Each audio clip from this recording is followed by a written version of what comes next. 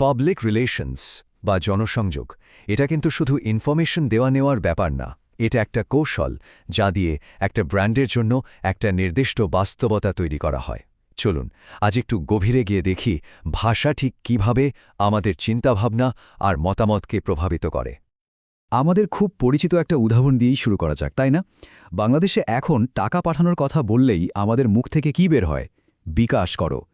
খেয়াল করে দেখেছেন একটা ব্র্যান্ডের নাম কখন যে আমাদের ভাষার একটা ক্রিয়াপদ হয়ে গেছে, আমরা হয়তো টেরই পাইনি।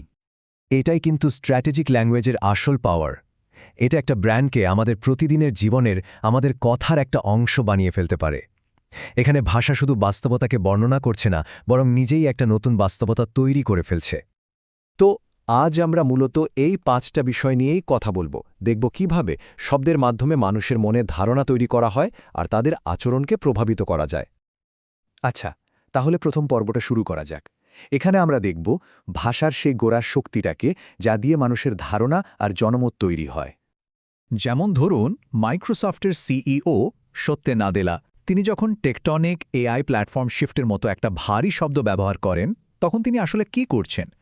তিনি তার কর্মীদের মধ্যে একটা জরুরি অবস্থা তৈরি করছেন। তার এই ভাষা দিয়ে তিনি বোঝাচ্ছেন যে এই পরিবর্তনটা শুধু দরকারি না, এটা অস্তিত্ব টিকিয়ে রাখার জন্য অপরিহার্য। গ্রামীণ ফোনের এই কৌশলটা দেখুন, তারা প্রায়ই বড় বড় সংখ্যা ব্যবহার করে, যেমন নেটওয়ার্ক তৈরিতে তাদের মোট বিনিয়োগের এই বিশাল অঙ্কটা। এটা কিন্তু শুধু একটা তথ্য না, এটা আসলে তাদের একটা নির্ভরযোগ্য আর শক্তিশালী কোম্পানি হিসেবে দেখানোর একটা কৌশল। ঠিক একইভাবে দেশজুড়ে তাদের নেটওয়ার্ক টাওয়ারের সংখ্যাটাও একটা নির্দিষ্ট সত্য হিসেবে কাজ করে। এই সংখ্যাগুলো গ্রামীণফোনকে বাজারের 1 নম্বর আর স্থিতিশীল একটা ব্র্যান্ড হিসেবে প্রতিষ্ঠা করে, যা তাদের সুনামকে অনেক বাড়িয়ে দেয়। ভাষার ব্যবহার কিন্তু সবসময় সফল হয় না। অনেক সময় একটা ছোট্ট ভুল একটা ব্র্যান্ডের সুনামের মারাত্মক ক্ষতি করে দিতে পারে। চলুন এরকমই একটা উদাহরণ দেখি। এই ঘটনাটা আমাদের শেখায় যে কালচারাল সেন্সিটিভিটি বা সাংস্কৃতিক সংবেদনশীলতা কতটা জরুরি। বাংলাদেশে কোকাকোলার একটা বিজ্ঞাপনে এমন কিছু শব্দ ব্যবহার করা হয়েছিল যা স্থানীয় সংস্কৃতিতে অশোভন এবং বিকৃত বলে মনে হয়েছিল। ফলাফল জনরোষ তৈরি হলো, এমনকি আইনি ব্যবস্থাও নেওয়া হলো। ভাষার একটা ভুল প্রয়োগ এভাবেই একটা ব্র্যান্ডের সুনাম নষ্ট করে দিতে পারে। আচ্ছা, এবার আমরা একটু ফর্মাল কমিউনিকেশনের দিকে যাই। চলুন প্রেস রিলিজের কাঠামোবদ্ধ জগৎটা নিয়ে আলোচনা করা যাক। প্রেস রিলিজ লেখার একটা ক্লাসিক ফর্মুলা আছে, যেটাকে বলে ইনভার্টেড পিরামিড, মানে উল্টো পিরামিড। ব্যাপারটা খুব সহজ। সবচেয়ে জরুরি তথ্য, যেমন কে, কি, কখন, কোথায়, কেন, এগুলো থাকে একদম শুরুতে। এর ফলে একজন ব্যস্ত সাংবাদিক প্রথম কয়েক লাইন পড়েই পুরো খবরের মূল ব্যাপারটা বুঝে ফেলতে পারেন। অ্যাপেলের প্রেস রিলিজ থেকে নেয়া এই লাইনটা দেখুন।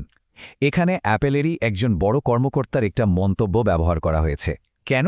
কারণ একজন বিশেষজ্ঞের মন্তব্য বার্তার বিশ্বাসযোগ্যতা অনেক বাড়িয়ে দেয়। এটা তাদের প্রোডাক্টের সৃষ্টত্বকে আরও জোরালোভাবে প্রতিষ্ঠা করে।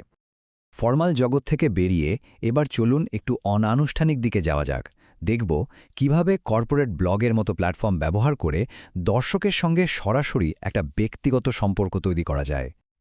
প্রেস রিলিজের ভাষাটা যেমন একদম ফর্মাল, অবজেক্টিভ, তাই না? অন্যদিকে ব্লগের ভাষাটা হয় ঠিক এর উল্টোটা, একেবারে ঘরোয়া, যেন আপনার সাথেই কেউ কথা বলছে।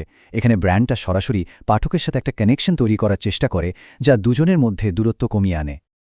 আমাদের দেশের রাইড শেয়ারিং কোম্পানি পাঠাও কিন্তু তাদের ব্লগে গল্প বলার এই কৌশলটা খুব সুন্দরভাবে কাজে লাগায়। এই কৌশলের মাধ্যমে পাঠাও নিজেদেরকে শুধু একটা সার্ভিস প্রোভাইডার হিসেবে পরিচয় দেয় না, বরং মানুষের জীবনের গল্পের একটা অংশ হয়ে ওঠে। আসলে ডেটা বা ফ্যাক্সের চেয়ে একটা ভালো গল্প মানুষের মনে অনেক বেশি গভীর ছাপ ফেলে।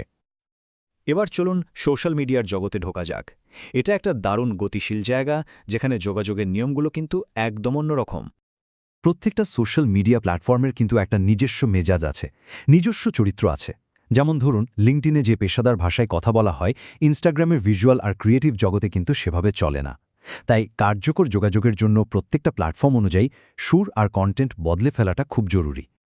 আর সবচেয়ে গুরুত্বপূর্ণ বিষয় হল সোশ্যাল মিডিয়া কিন্তু একতরফা কথা বলার জায়গা না, এটা একটা টু ওয়ে স্ট্রিট।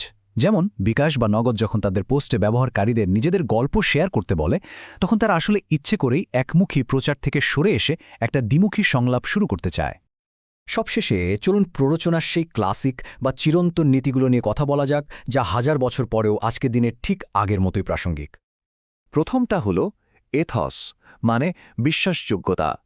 সহজ কথায় মানুষ কেন আপনার কথা শুনবে বা বিশ্বাস করবে? এই বিশ্বাসযোগ্যতা তৈরি হয় বক্তার অভিজ্ঞতা, সুনাম আর স্বচ্ছতার মাধ্যমে। দর্শক যদি আপনাকে বিশ্বাসই না করে, তাহলে তারা প্রভাবিত হবে কিভাবে? এরপর আসছে প্যাথস। এটা হলো ইমোশনের খেলা, দর্শকের আবেগকে নাড়া দেয়া, সহানুভূতি, আনন্দ বা আশার মতো অনুভূতি জাগিয়ে তোলার মাধ্যমে একটা গভীর কানেকশন তৈরি করা হয়।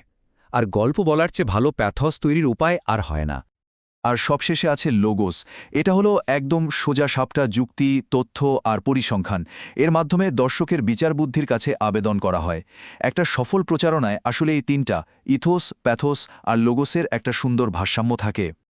তাহলে ভাবার বিষয় এটাই যে এই যে সারাক্ষণ এত বার্তার ভিড়, এর মধ্যে সবচেয়ে শক্তিশালী কণ্ঠস্বর কোনটা?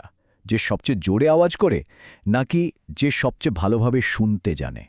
হয়তো আধুনিক প্ররোচনার মূলমন্ত্র একতরফা ঘোষণা নয়, বরং একটা দ্বিমুখী সংলাপ।